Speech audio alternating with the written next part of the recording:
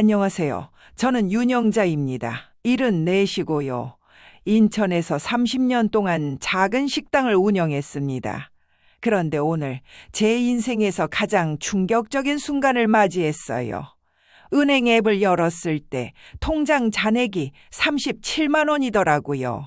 2억이 있어야 할 통장에 말이에요. 손이 떨렸습니다. 아니, 이게 뭐지? 분명히 작년 여름에 2억이 있었는데 핸드폰을 껐다 켰다 다시 확인해 봤어요. 하지만 숫자는 변하지 않았습니다. 37만 원. 그 순간 가슴이 철렁 내려앉으면서 숨이 막혔어요. 여러분, 제가 이 이야기를 시작하기 전에 한 가지만 부탁드릴게요. 구독과 좋아요 버튼 눌러주시면 정말 큰 힘이 됩니다. 여러분의 작은 관심 하나하나가 저 같은 사람들에게는 위로가 되거든요. 30년 전 남편이 교통사고로 세상을 떠났을 때 저는 5살짜리 딸 지민이와 7살 아들 준혁이를 안고 막막했습니다. 통장에는 500만 원밖에 없었고 남편이 남긴 빚이 3천만 원이었어요. 그때 제가 할 수 있는 건 하나뿐이었죠. 식당 일을 배워서 아이들을 키우는 것. 새벽 4시에 일어나서 시장에 가고 밤 11시에 설거지를 끝내는 생활이었습니다. 손은 거칠어졌고 허리는 점점 굽어갔지만 아이들이 학교에서 돌아와서 엄마 배고파요 하며 제 품에 안기면 세상을 다 가진 기분이었어요. 그렇게 딸을 간호사로 아들을 대학까지 보냈습니다. 물론 쉽지는 않았어요. 지민이가 대학 갈 때는 돈이 부족해서 학자금 대출을 받게 했고 준혁이 대학 등록금은 제가 다 내줬죠. 그때는 아들이니까 당연하다고 생각했어요. 딸은 시집 가면 되지만 아들은 제가 책임져야 한다고 생각했거든요. 지금 생각하면 참 잘못된 생각이었는데 그때는 그게 당연한 줄 알았습니다. 5년 전 제가 69이 되던 해에 식당을 정리했어요. 허리가 너무 아파서 더는 못하겠더라고요. 30년 동안 모은 돈이 정확히 2억 3천만 원이었습니다. 권리금 받은 거 합쳐서요. 그 돈을 보면서 생각했어요. 아, 이제 나도 좀 쉴 수 있겠구나. 손주들이랑 놀아주고 가끔 여행도 다니고 그런 평범한 노후를 꿈꿨습니다. 그런데 아들 준혁이가 어느 날 심각한 얼굴로 저를 찾아왔어요. 엄마, 나 사업 하나 해보려고 하는데 자금이 좀 필요해. 친구랑 같이 IT 회사를 차릴 건데 요즘 그쪽이 대박이거든. 2년만 투자하면 최소 3배는 벌 수 있대. 그때 준혁이 눈빛이 너무 간절했어요. 엄마, 나 이번엔 정말 성공하고 싶어. 회사 다니면서 맨날 눈치 보는 거 이제 지겹거든. 제 사업하면 엄마한테 정말 잘해드릴 수 있어. 큰 집도 사드리고 여행도 보내드리고 엄마 나 믿어줘. 그 말을 듣는 순간 제 가슴이 뜨거워졌습니다. 아들이 성공하는 모습 머릿속에 그려지더라고요. 그래, 내가 평생 모은 돈이지만 아들 성공하는 데 쓰인다면 아깝지 않지. 오히려 내가 편하게 늙을 수 있는 투자 아닌가. 얼마가 필요한데? 제가 물었을 때 준혁이가 머뭇거리더니 말했습니다. 2억이면 될 것 같아. 엄마 통장에 2억 3천 있는 거 알잖아. 2억만 투자하고 3천은 엄마 생활비로 쓰면 돼. 솔직히 그 순간 망설였어요. 2억이면 제 노후 전부잖아요. 하지만 아들의 간절한 눈빛을 보니까 차마 거절할 수가 없었습니다. 그래, 알았다. 엄마가 도와줄게. 대신 꼭 성공해야 한다. 준혁이는 제 손을 꽉 잡으며 눈물까지 글썽이더라고요. 엄마, 고마워. 진짜 성공해서 효도할게. 두고 봐. 그렇게 2억을 보냈습니다. 통장에서 2억이란 숫자가 사라지는 걸 보면서도 저는 행복했어요. 아들이 성공하면 나도 행복할 거야. 손주들한테도 떳떳한 할머니가 될 수 있을 거야. 그런 생각뿐이었습니다. 처음 몇 달은 괜찮았어요. 준혁이가 가끔 전화해서 엄마, 사업 잘 되고 있어. 조금만 기다려 하면서 희망적인 얘기를 했거든요. 그런데 점점 이상한 일들이 생기기 시작했습니다. 며느리 수진이가 하루는 제게 말했어요. 어머니, 저희가 사업 시작하니까 집안일 좀 도와주실 수 있으시죠? 아이들 돌보고 청소하고 밥 차리고. 저희 둘 다 너무 바빠서요. 저는 당연히 그래야 한다고 생각했어요. 2억이나 받았는데 이 정도는 해야지. 그렇게 며느리 집에서 함께 살기 시작했습니다. 아니, 정확히 말하면 제 집이었어요. 30년 전에 제가 산 아파트였거든요. 하지만 준혁이가 결혼하면서 자연스럽게 아들 부부가 주인처럼 살게 됐고, 저는 작은 방 하나를 쓰게 됐죠. 처음에는 괜찮았습니다. 손주들이랑 같이 살 수 있어서 좋았거든요. 시우랑 서연이가 할머니 사랑해요 하면서 안기면 세상을 다 가진 기분이었어요. 하지만 점점 뭔가 이상해졌습니다. 어머니, 청소는 매일 해주세요. 제가 친구들 초대하는 날이 많거든요. 수진이는 제게 청소 시간표까지 만들어줬어요. 거실은 매일, 화장실은 하루 2번, 주방은 식사 후 바로바로. 어머니, 저녁은 정확히 6시에 차려주세요. 아이들 학원 시간 맞춰야 하니까요. 6시 5분도 안 돼요. 정확히 6시요. 그 말을 들었을 때 가슴이 답답했어요. 1분까지 지켜야 한다니. 어머니, 빨래는 저희 옷이랑 따로 해주세요. 섞이면 곤란해요. 한 집에 사는데 빨래를 따로 하라니. 그때 처음으로 생각했어요. 내가 지금 가족으로 대접받고 있는 건가? 아니면 고용된 가정부인 건가? 생활비도 한 푼 받지 못했습니다. 처음에는 제가 3천만 원 있으니까 괜찮다고 생각했어요. 하지만 병원비, 약값, 제 옷, 생필품 사다 보니 돈이 점점 줄어들었죠. 한 번은 용기 내서 며느리한테 물어봤어요. 수진아, 생활비를 좀 받을 수 있을까? 병원비가 좀 나가서. 그랬더니 며느리가 놀란 척하면서 말했습니다. 어머니, 저희가 사업 자금 때문에 지금 너무 빠듯해요. 어머니 통장에 돈 있으시잖아요. 조금만 더 참아주세요. 조금만 더. 그 말을 몇 번이나 들었는지 모르겠어요. 3개월이 지나고 6개월이 지나고 1년이 지나도 상황은 나아지지 않았습니다. 오히려 더 악화됐죠. 아들은 아침에 나가면 밤늦게 들어왔고 며느리는 늘 바쁘다며 밖에 나가 있었어요.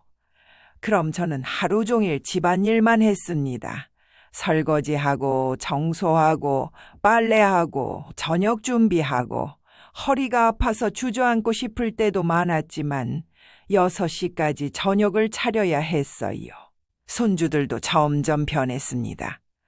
할머니, 오늘 저녁 뭐예요? 또 된장찌개예요. 저 이거 싫은데. 시우가 투정을 부렸을 때 며느리는 말했어요. 어머니, 아이들 입맛 좀 맞춰주세요. 맨날 똑같은 반찬만 하시면 어떡해요? 제 입맛은 중요하지 않았나 봅니다. 냉장고를 열어보면 온통 아이들이 좋아하는 음료수, 요거트, 과일뿐이었어요. 제가 좋아하는 반찬은 하나도 없었죠. 그래도 참았습니다. 아들이 성공하면 다 나아질 거야. 조금만 더 참자. 그러다 오늘 병원에 가야 해서 통장을 확인했던 겁니다. 허리가 너무 아파서 더는 못 참겠더라고요. 그런데 잔액이 37만 원. 3천만 원이 어디로 간 걸까요? 병원비, 약값, 제 옷 이것저것 쓰긴 했지만 이렇게 빨리 없어질 리가 없는데 머리가 하얘졌습니다. 37만 원으로 어떻게 병원을 가죠? 그런데 더 무서운 건 아들한테 돈 달라고 할 용기가 나지 않는다는 거였어요. 며느리 얼굴이 떠올랐거든요. 어머니, 저희도 빠듯하다니까요 하는 그 차가운 목소리. 그날 저녁 6시 정각에 밥상을 차렸습니다. 된장찌개, 김치찌개, 시금치나물, 계란말이, 온 가족이 둘러앉아 밥을 먹는데 아무도 제게 감사하다는 말을 하지 않았어요. 당연한 듯이 숟가락을 들고 당연한 듯이 먹고 당연한 듯이 일어났습니다. 설거지하면서 생각했어요. 2억을 줬는데 생활비 한 푼 못 받고 가정부처럼 사는 내가 뭐지? 그런데 금방 고개를 저었습니다. 아니야, 아들이 사업 잘 되면 다 돌려줄 거야. 조금만 더 참자. 조금만 더. 그날 밤 작은 방에 누워서 천장을 바라봤습니다. 2억이 있던 통장에 이제 37만 원밖에 남지 않았지만 아들은 곧 성공할 거예요. 그럼 저도 편하게 살 수 있겠죠. 그렇게 스스로를 위로하며 잠이 들었습니다. 하지만 가슴 한구석이 계속 불편했어요. 뭔가 잘못되고 있다는 느낌. 그 느낌이 옳았다는 걸 저는 곧 알게 될 거였습니다. 통장에 37만 원밖에 남지 않은 걸 확인한 다음 날 아침, 저는 평소처럼 새벽 5시 반에 일어났습니다. 허리가 너무 아팠지만 손주들 도시락을 싸야 했거든요. 시우는 김밥을 좋아하고 서연이는 주먹밥을 좋아해서 각각 따로 준비해야 했어요. 부엌에서 김밥을 말고 있는데 허리에서 갑자기 찌릿한 통증이 올라왔습니다. 아! 하는 소리와 함께 그 자리에 주저앉았어요. 일어나려고 했지만 다리에 힘이 들어가지 않았습니다.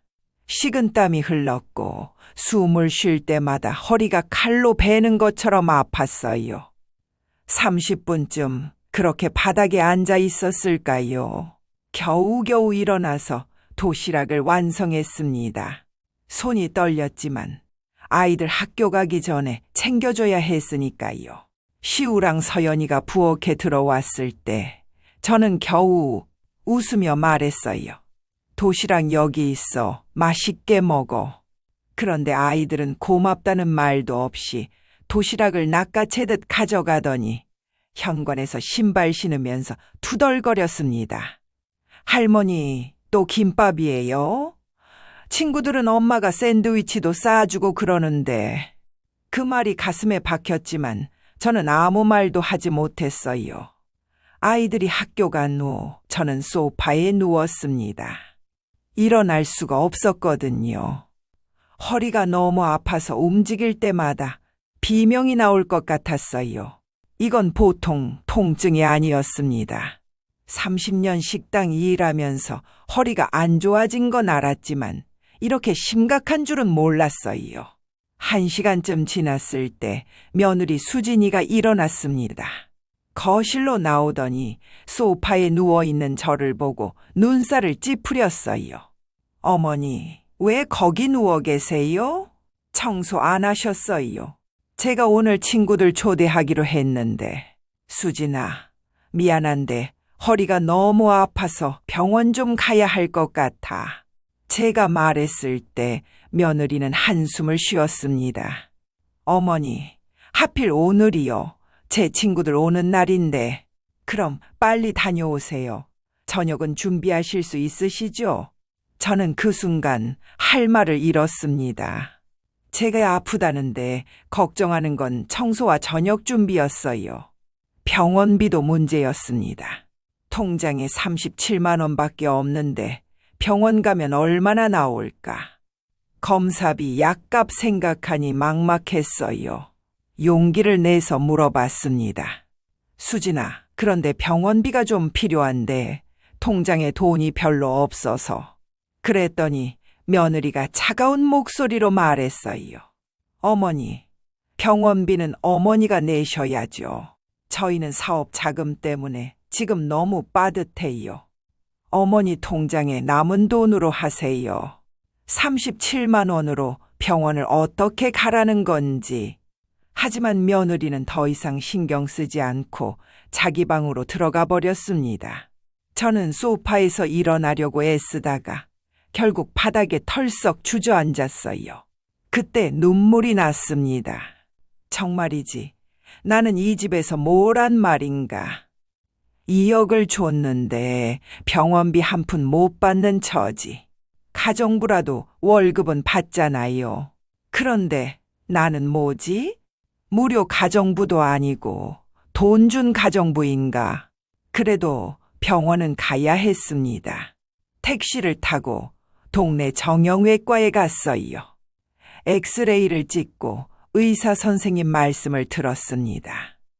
할머니, 허리 디스크가 심각하네요. 오래 방치하신 것 같은데 당장 물리치료 시작하셔야 하고요. 심하면 수술도 고려해야 할 수 있습니다. 수술이요? 그럼 비용이 얼마나 될까요? 제가 떨리는 목소리로 물었을 때 의사 선생님은 한숨을 쉬며 말했습니다.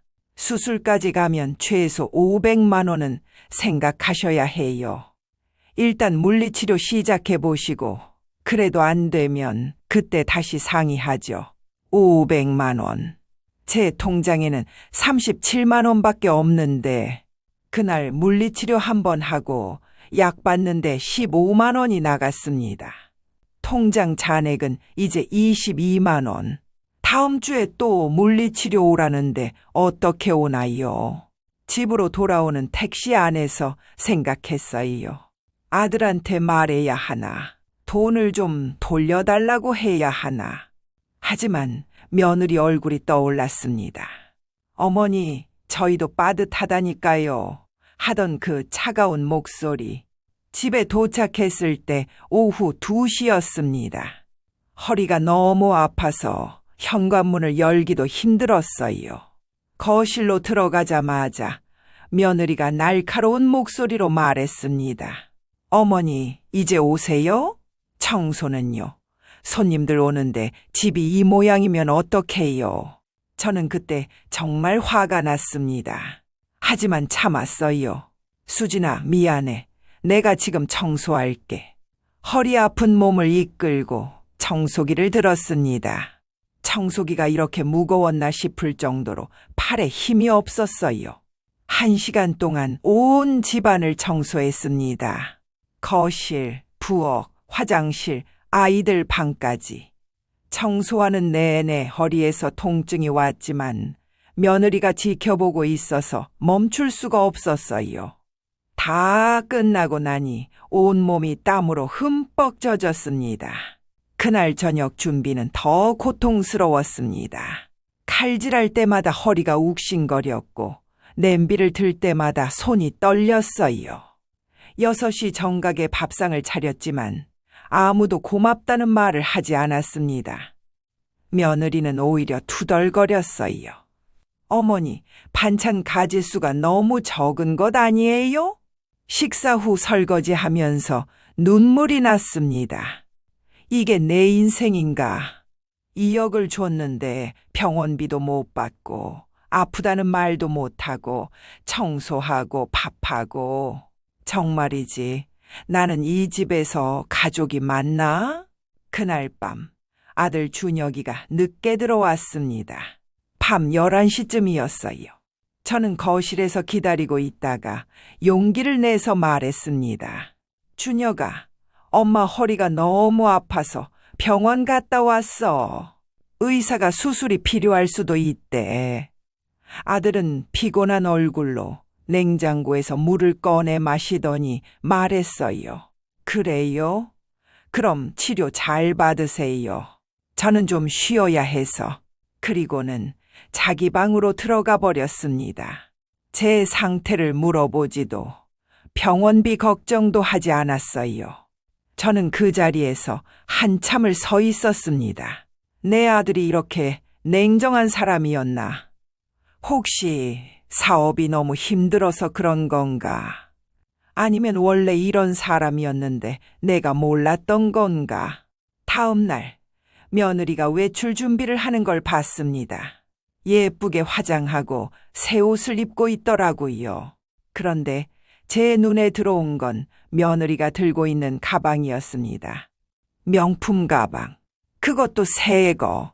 제가 알기로 그 가방은 최소 300만 원은 하는 거였어요. 며느리 친구가 예전에 같은 걸 들고 온 적이 있었거든요. 그때 수진이가 부러워하면서 말했었죠. 언젠가 저것 꼭 사고 싶다고. 가슴이 철렁했습니다. 수진아, 그 가방 새로 산 거니? 제가 물었을 때 며느리는 당황하는 기색도 없이 대답했어요. 아, 네. 제가 일하느라 스트레스 받아서 하나 샀어요. 제 돈으로요. 제 돈으로. 그 말이 귀에 쟁쟁 울렸습니다. 사업이 안 돼서 빠듯하다면서 제 병원비는 못 준다면서 300만 원짜리 가방은 살 수 있는 건가요? 며느리가 밖으로 나가는 뒷모습을 보면서 온갖 생각이 머릿속을 스쳤어요. 혹시 아들 사업이 잘 되고 있는 건가? 그럼 왜 나한테는 생활비도 안 주는 거지?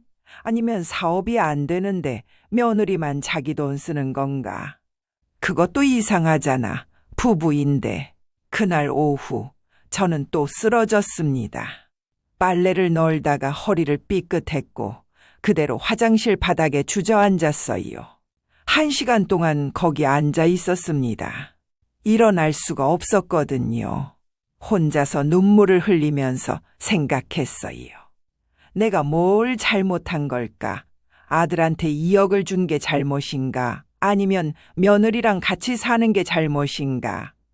아니면 처음부터 내가 너무 많이 베풀어서 당연하게 여기는 건가? 그때 현관문 열리는 소리가 들렸습니다. 손주들이 학교에서 돌아온 거였어요. 할머니, 배고파요. 간식 주세요.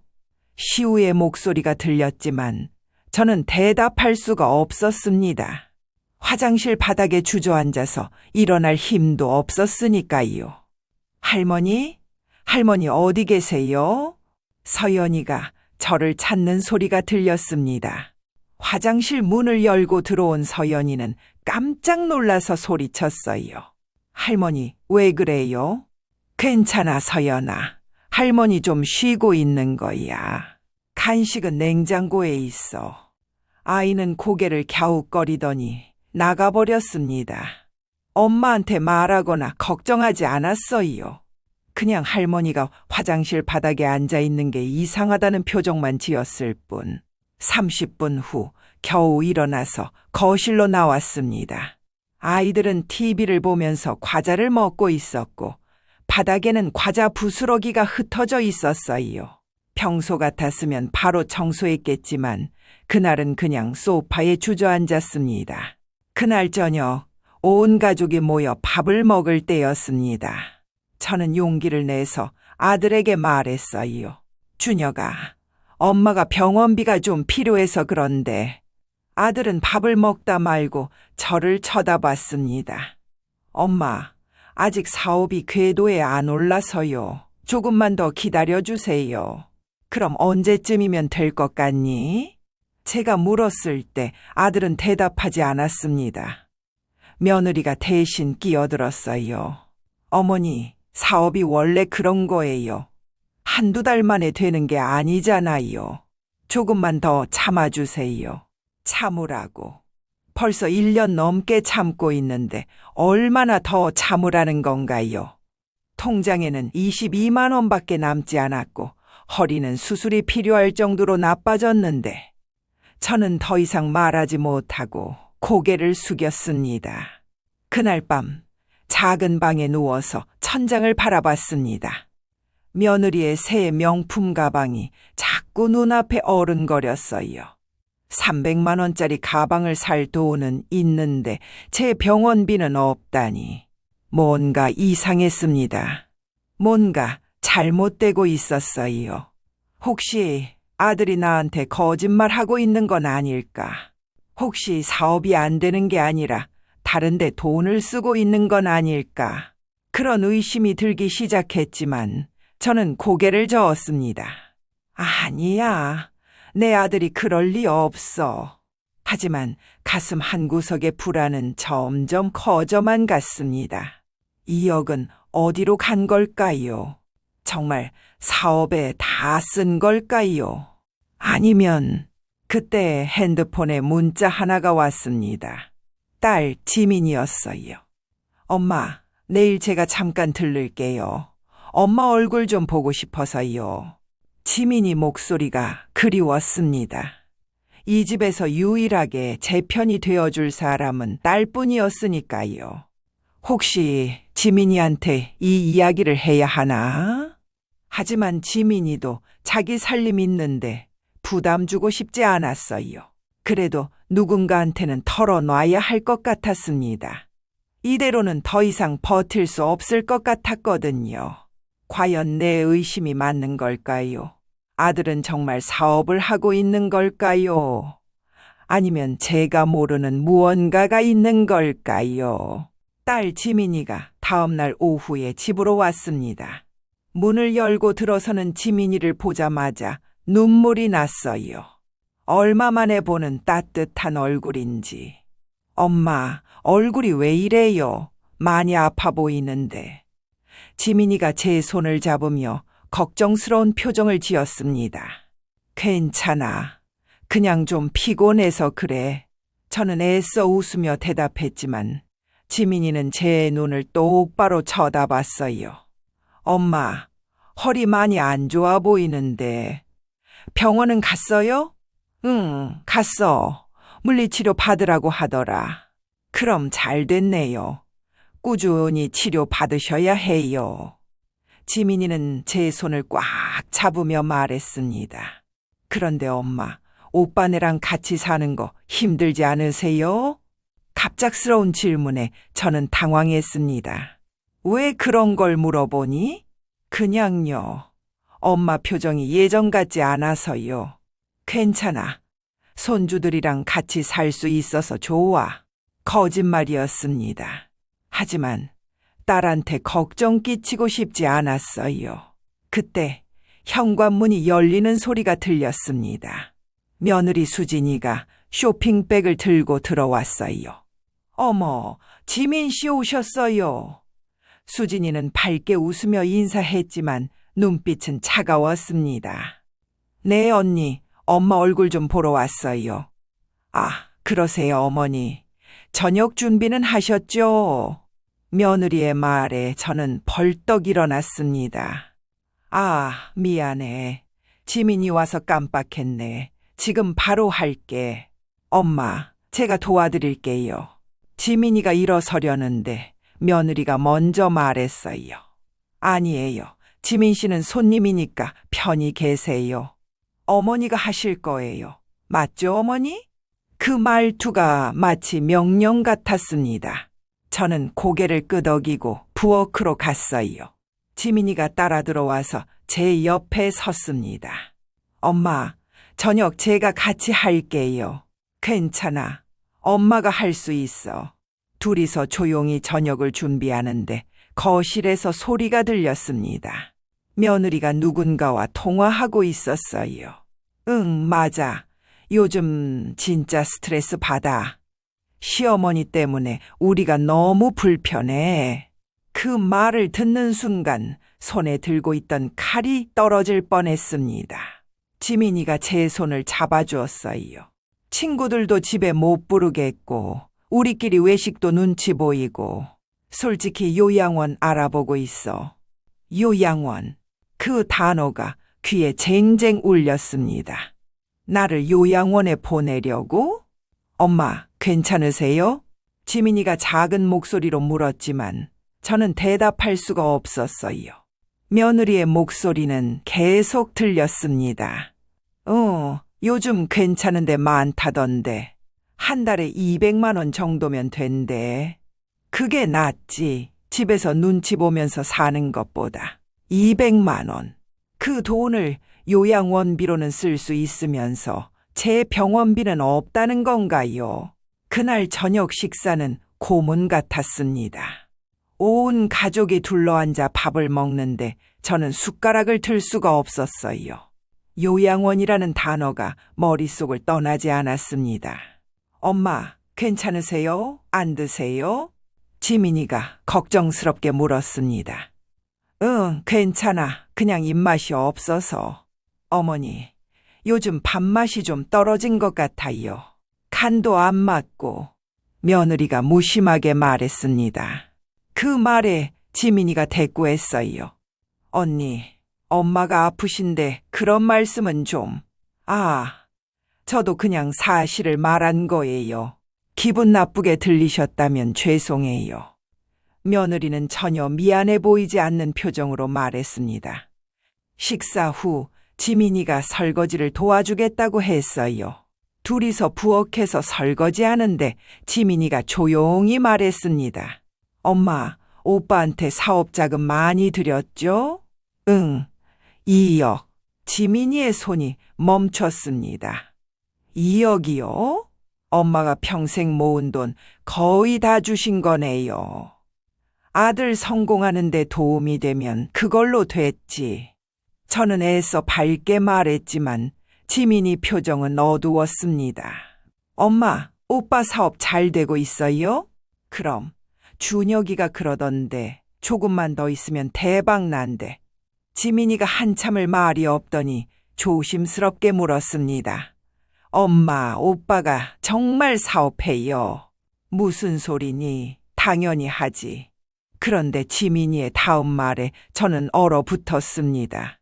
엄마, 저 며칠 전에 낮에 오빠 봤어요. PC방에서. PC방? 네. 제가 병원 갔다가 우연히 봤는데 오빠가 PC방에서 나오더라고요. 낮 2시쯤이었어요. 그럴 리가 없어. 준혁이는 사업 때문에 바쁘다고 했는데. 저는 고개를 저었지만 지민이는 확신에 찬 목소리로 말했습니다. 엄마, 제가 분명히 봤어요.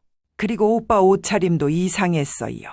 사업하는 사람 같지 않게 편한 옷 입고 있었고요. 아니야, 잠깐 쉬러 간 거겠지.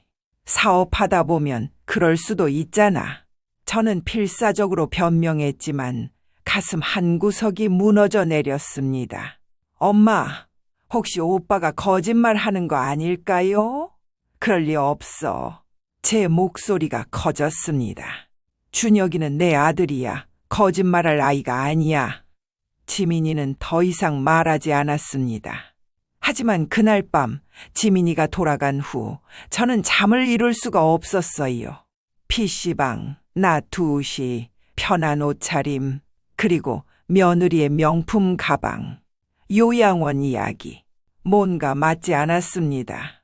새벽 2시쯤 화장실에 가려고 방문을 열었습니다. 그런데 거실에서 불빛이 새어나왔어요. 누가 깨어있나 싶어서 조용히 다가갔습니다. 아들 준혁이와 며느리 수진이가 소파에 앉아 있었어요. 여보, 어머니 때문에 우리 생활이 너무 제약받는 것 같아요. 며느리의 목소리가 들렸습니다. 저는 숨을 죽이고 어둠 속에 숨었어요.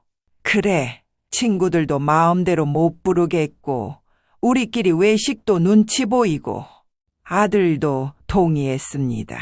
그리고 어머니가 자꾸 간섭하시잖아요. 이것저것 물어보시고. 간섭?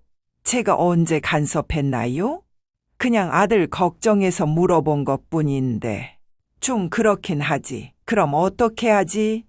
솔직히 어머니 없으면 우리가 훨씬 자유로울 텐데요. 요양원은 어떨까요? 요즘 좋은 곳 많다던데. 요양원. 다시 그 단어가 나왔습니다. 그런데 엄마가 가시겠다고 하실까? 평생 이 집에서 사셨는데. 며느리가 한숨을 쉬었습니다. 설득해야죠. 어머니 건강도 안 좋으시니까 전문적인 케어가 필요하다고. 그게 어머니를 위한 일이라고 말씀드리면 되잖아요. 그 순간 다리에 힘이 빠졌습니다. 벽에 기대지 않았으면 그 자리에 쓰러졌을 거예요. 내가 건강이 안 좋으니까 요양원에 가야 한다고? 전문적인 케어가 필요하다고? 병원비 한 푼 안 주면서 무슨 전문적인 케어예요? 그냥 나를 이 집에서 내보내고 싶은 거잖아요. 엄마가 알면 섭섭해 하실 텐데. 아들이 조심스럽게 말했습니다. 그럼 어쩔 수 없잖아요. 우리도 우리 생활이 있는데 계속 이렇게 살 수는 없어요. 그리고 솔직히 어머니 돈도 이제 거의 다 쓰셨을 거고, 더 이상 어머니한테 받을 것도 없잖아요. 더 이상 어머니한테 받을 것도 없다. 그 말이 가슴에 비수처럼 꽂혔습니다. 결국 돈이었구나. 내가 2억을 주었을 때는 필요했고, 이제 돈이 다 떨어지니까 필요 없는 거구나. 여보, 제 친정 오빠 빚도 다 갚았고, 이제 우리끼리 살 때 됐어요. 빨리 어머니 설득해요. 알았어. 조만간 얘기해 볼게. 저는 그 자리에서 더 이상 들을 수가 없었습니다. 조용히 방으로 돌아와서 문을 닫았어요. 그리고 침대에 주저앉았습니다. 친정오빠 빚? 며느리 친정오빠 빚을 내 돈으로 갚았다는 거예요?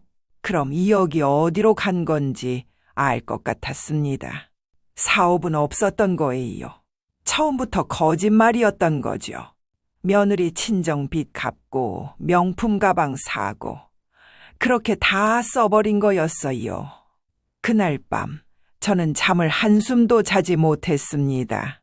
천장을 바라보며 지난 1년을 생각했어요. 매일 새벽부터 밤까지 청소하고 빨래하고 밥하고 허리 아파서 쓰러져도 아무도 신경 쓰지 않고 병원비 달라고 하면 빠듯하다고 하고 그러면서 명품 가방 사고 친정 빚 갚고 그리고 이제는 요양원에 보내려고 하고 내가 뭐였을까? ATM 기계였을까? 무료 가정부였을까? 아니면 그냥 이용당한 멍청한 엄마였을까? 새벽 5시 알람도 없이 눈이 떠졌습니다. 하지만 이번에는 일어나지 않았어요. 침대에 그대로 누워서 생각했습니다. 왜 내가 일어나야 하지? 왜 내가 도시락을 싸야 하지? 왜 내가 청소를 해야 하지? 2억을 주고도 이런 대접을 받아야 하나? 그때 핸드폰이 울렸습니다. 지민이었어요. 엄마, 어젯밤에 잘 주무셨어요? 아니, 잠을 못 잤어. 저는 솔직하게 대답했습니다. 엄마, 제가 오빠 일 좀 더 알아볼게요. 뭔가 이상해요. 사업한다는 사람이 낮에 PC방에 있을 리가 없잖아요. 지민아, 네 엄마. 고마워. 정말 고마워. 그 말밖에 할 수가 없었습니다. 이 세상에서 유일하게 제 편인 사람. 그게 딸이라는 게 고마웠어요. 왜 진작 딸한테 더 잘해주지 못했을까?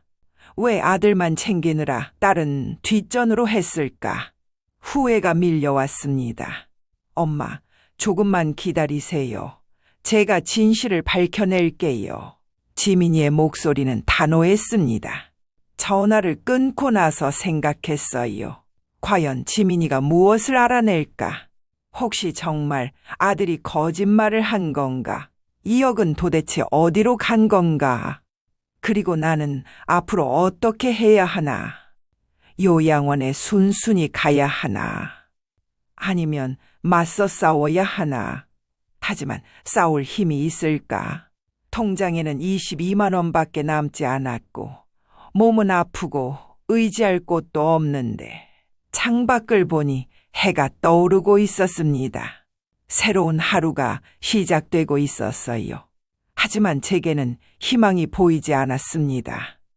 과연 진실이 밝혀지면 무엇이 달라질까요? 아니면 더 절망적인 현실만 확인하게 될까요? 지민이가 전화를 끊은 다음 날부터 저는 이상한 기분으로 하루를 보냈습니다. 평소처럼 청소하고 밥하고 설거지했지만 마음은 다른 곳에 가 있었어요. 아들 준혁이가 아침에 나갈 때도 유심히 봤습니다. 정장이 아니라 편한 티셔츠와 청바지 차림이었어요. 사업하러 간다는 사람 옷차림이 이게 맞나 싶었습니다. 준혁아, 오늘 어디 가니? 회사 가지 엄마? 왜요? 아니, 그냥 잘 다녀와. 아들은 대답도 제대로 안 하고 황급히 나갔습니다. 며느리 수진이도 화장을 하고 나가는데 또 명품 가방을 들고 있었어요. 이번에는 지난번과 다른 가방이었습니다. 수진아, 그 가방도 새로 산 거니? 아, 이거요. 친구가 선물로 줬어요. 거짓말 같았습니다. 그런 비싼 걸 친구가 선물로 줄까요? 저는 더 이상 묻지 않았어요. 혼자 남은 집에서 청소하는데 며느리 방문이 살짝 열려 있었습니다. 평소에는 절대 들어가지 않았는데 그날은 왠지 들어가 보고 싶었어요. 조심스럽게 방문을 열고 들어갔습니다. 침대 옆에 쇼핑백들이 쌓여 있었어요. 명품 브랜드 쇼핑백들. 서너 개는 되는 것 같았습니다. 옷장을 열어보니 택도 안 뗀 새 옷들이 가득했어요. 가슴이 답답했습니다. 사업이 안 돼서 빠듯하다면서 이건 뭔가요? 그때 책상 위에 서류 뭉치가 보였습니다. 무심코 집어들었는데 은행 대출 서류였어요. 대출자 명의를 보고 숨이 멎었습니다. 윤영자. 제 이름이었어요. 3천만 원 신용대출.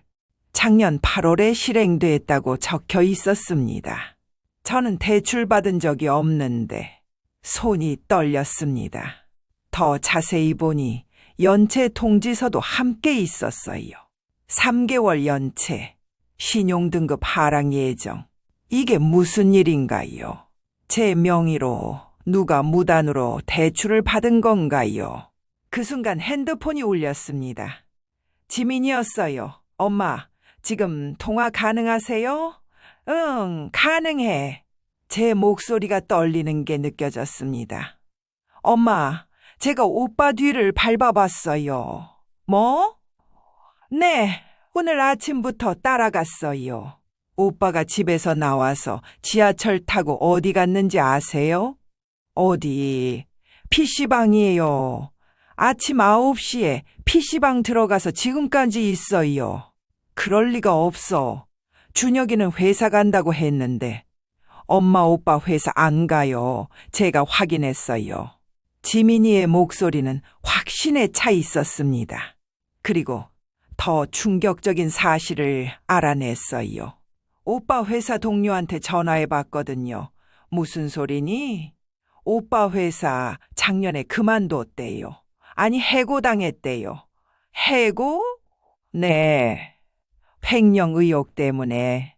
그 말을 듣는 순간 온몸에 힘이 빠졌습니다. 소파에 주저앉았어요. 횡령이라니. 내 아들이. 엄마, 괜찮으세요?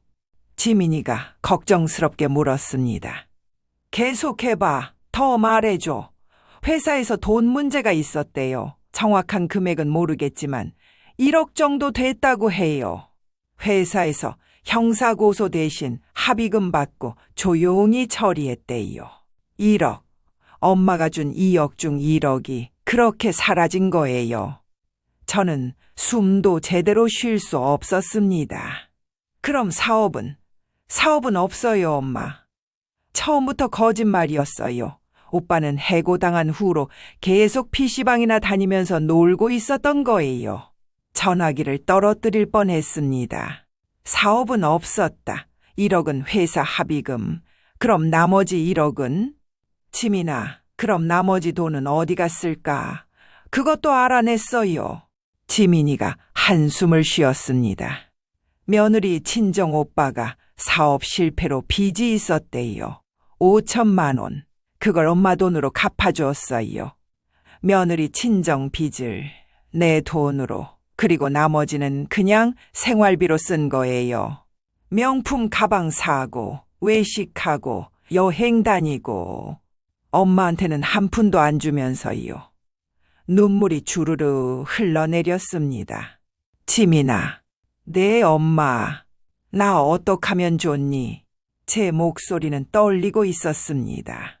엄마, 제가 지금 갈게요. 혼자 계시면 안 돼요. 30분 후 지민이가 집으로 왔습니다. 문을 열자마자 저를 꼭 안아줬어요. 엄마, 괜찮아요. 제가 있잖아요. 지민이 품에서 한참을 울었습니다. 평생 모은 2억이 이렇게 사라졌다는 게 믿기지 않았어요. 그리고 며느리 방에서 발견한 대출 서류 이야기도 했습니다. 뭐라고요? 엄마 명의로 무단 대출. 지민이가 깜짝 놀라며 소리쳤습니다. 그게 불법이에요, 엄마. 명의 도용이라고요. 하지만 나는 도장을 찍은 기억이 없는데 며느리가 몰래 했을 거예요. 엄마 도장 어디 두세요? 방 서랍에. 그럼 며느리가 그걸 몰래 가져다 쓴 거예요. 완전히 사기예요, 이건. 지민이는 분노로 떨고 있었습니다. 저녁 때쯤 아들이 집에 돌아왔습니다. 여전히 편한 옷차림이었어요. 거실에서 TV를 보려는데 지민이가 나타났습니다. 오빠, 지민이의 목소리는 차가웠습니다. 지민이, 왜 또 왔어? 오빠, 우리 얘기 좀 해요. 무슨 얘기? 오빠 사업 말이에요. 준혁이 얼굴이 굳어졌습니다. 갑자기 왜 그래? 오빠, 회사 그만둔 거 알아요? 아니, 해고당한 거요. 횡령 때문에. 그 순간 거실이 조용해졌습니다. 준혁이 얼굴이 새하얘졌어요. 너 어떡해? 제가 다 알아봤어요. 오빠가 엄마한테 받은 2억, 1억은 회사 합의금으로 갔고 5천만 원은 처형 친정빚 갚는 데 썼죠. 나머지는 그냥 생활비로 다 쓰고 지민이가 하나하나 짚어 말했습니다. 준혁이는 아무 말도 못했어요. 그때 며느리 수진이가 방에서 나왔습니다. 무슨 일이에요? 처형, 엄마 명의로 무단 대출 받은 것도 알아요. 3천만 원. 이것도 완전히 불법이에요. 며느리 얼굴도 창백해졌습니다. 저는 변명하지 마세요. 증거 다 있어요. 저는 소파에 앉아서 그 모습을 지켜봤습니다. 딸이 저를 대신해서 싸워주고 있었어요. 평생 뒷전으로 밀렸던 딸이. 오빠, 엄마한테 사과해요. 지금 당장. 지민이가 소리쳤습니다. 그런데 준혁이가 한 말은 충격적이었습니다. 사과? 내가 왜? 뭐라고요? 엄마 돈은 내 거야. 아들이나 딸이나 똑같은 자식인데 아들한테 주는 게 당연한 거 아니야. 그 말을 듣는 순간 가슴이 무너져 내렸습니다. 준혁이, 넌 엄마도 그렇게 생각하시잖아. 맨날 아들 하면서. 나는 아들이니까 특별 대우 받아야 한다고 생각하신 거 아니에요? 그럼 내가 엄마 돈 쓰는 것도 당연한 거죠. 아들의 목소리는 점점 커졌습니다. 오빠, 지금 정신이 있는 거예요? 엄마가 평생 모은 돈을 횡령 합의금으로 쓰고 처형내 빚 갚아주고 그것도 모자라 엄마 명의로 무단 대출까지 받고 이게 아들이 할 짓이에요? 지민이가 울먹이며 소리쳤습니다. 너는 간호사니까 잘 살잖아. 나는 직장도 없고 돈도 없고. 엄마, 돈으로 좀 해결하면 어때? 준혁이가 대들었습니다. 저는 그 자리에서 일어날 수가 없었어요. 이게 내가 키운 아들인가? 40년을 키웠는데 이런 사람이 되어 있었나? 며느리 수진이도 끼어들었습니다. 어머니도 이해하셔야죠. 저희도 살아야 하잖아요. 어머니, 돈 좀 썼다고 그렇게 유난 떠실 거예요? 그 말을 듣는 순간 뭔가가 똑 소리를 내며 끊어지는 걸 느꼈습니다. 제 인내심이었을까요? 아니면 아들에 대한 마지막 기대였을까요? 지민이가 제 손을 잡았습니다. 엄마, 괜찮으세요? 그 따뜻한 손길에 정신이 들었어요. 지민아, 네 엄마, 고마워. 딸만이 제 편이었습니다. 평생 아들만 챙기느라 소홀히 했던 딸이 이제 저를 지켜주고 있었어요. 그날 밤 지민이는 집에 남아서 저와 함께 자겠다고 했습니다. 좁은 제 방에서 둘이 나란히 누웠어요. 엄마, 이제 어떻게 하실 거예요? 지민이가 조용히 물었습니다. 모르겠어. 정말 모르겠어. 엄마, 오빠네랑 더는 같이 살 수 없어요. 이건 학대예요. 경제적 학대라고요. 알아. 알고 있어. 그럼요? 지민이의 목소리에 걱정이 묻어났습니다. 조금만 생각할 시간을 줘. 엄마 머리가 너무 복잡해. 그날 밤 지민이 옆에서 자는 숨소리를 들으며 생각했습니다. 이제 어떻게 해야 하지? 아들과 며느리를 고소해야 하나? 아니면 그냥 이대로 살아야 하나? 통장에는 22만 원밖에 없고 대출금 3천만 원 빚까지 생겼는데 더 이상 버틸 수 있을까? 그때 지민이가 잠꼬대처럼 중얼거렸습니다. 엄마, 제가 지켜드릴게요. 그 말에 눈물이 났습니다.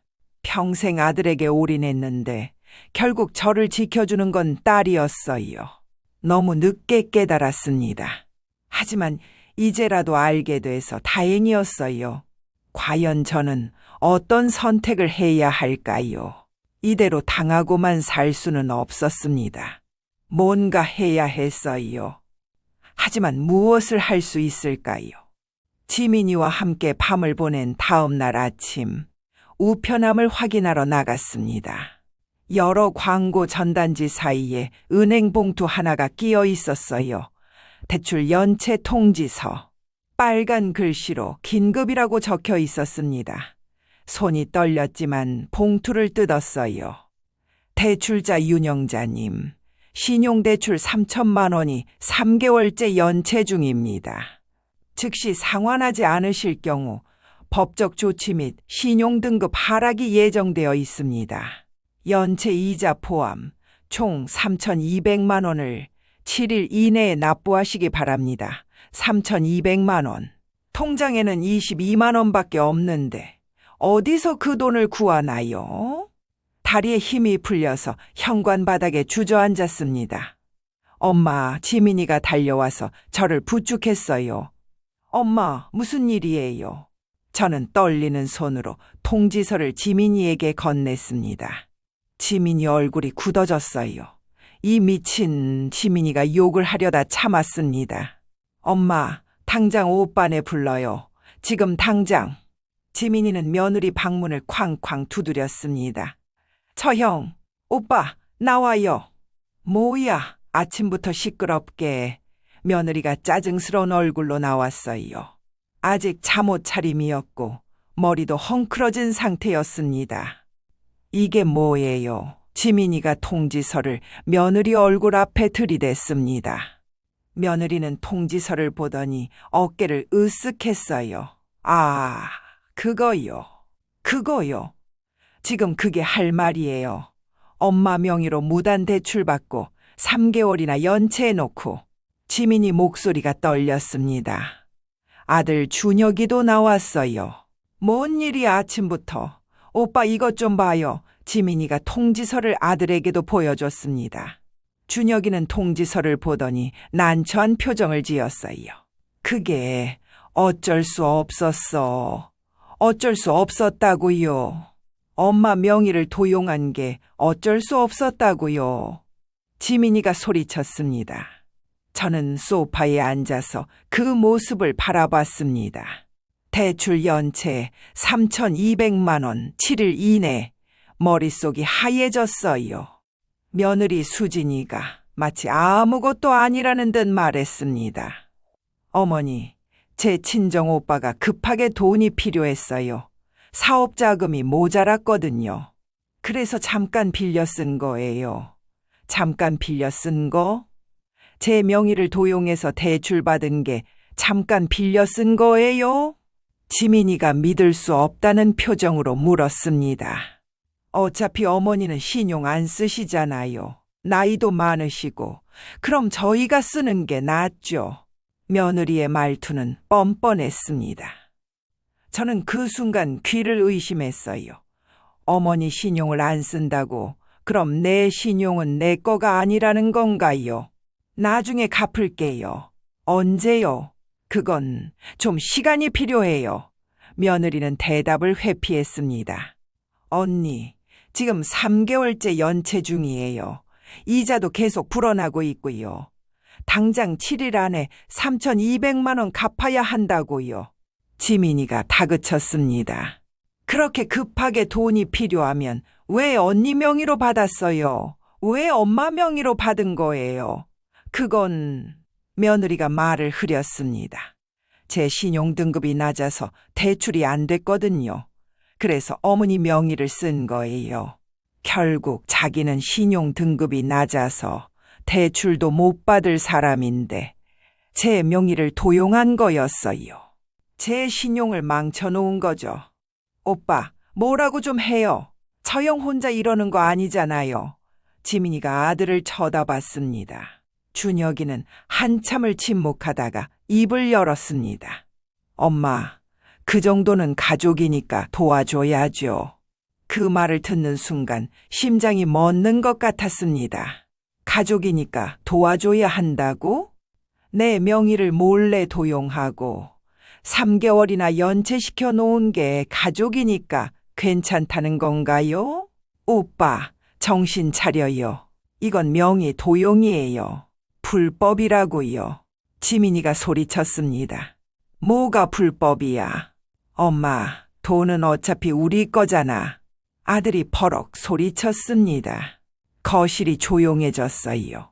엄마 돈은 어차피 우리 거. 그 말이 귀에 쟁쟁 울렸습니다. 오빠, 지금 그게 무슨 소리예요? 엄마가 평생 모은 돈을 오빠 거라고? 당연하잖아. 나는 아들이고 아들한테 주는 게 당연한 거 아니야. 준혁이의 얼굴은 일그러져 있었습니다. 며느리도 거들었어요. 맞아요. 시어머니 재산은 아들 거예요.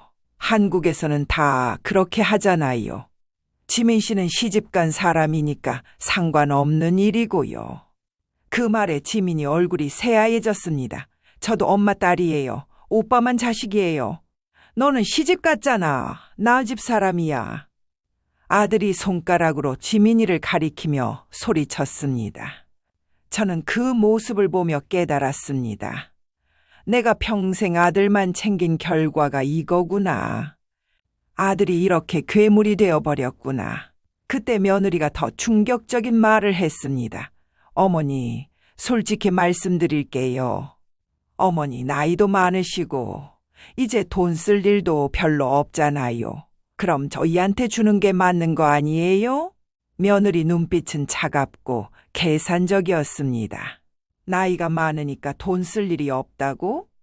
그럼 나는 그냥 죽으라는 건가요? 병원비도 생활비도 필요 없다는 건가요?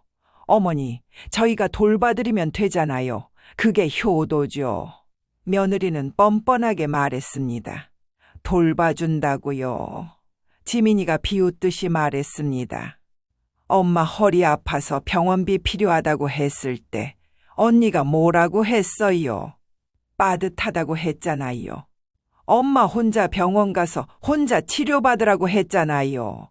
그게 돌봐드리는 거예요. 그건 며느리가 말을 흐렸습니다. 그리고 명품 가방은 계속 사면서요.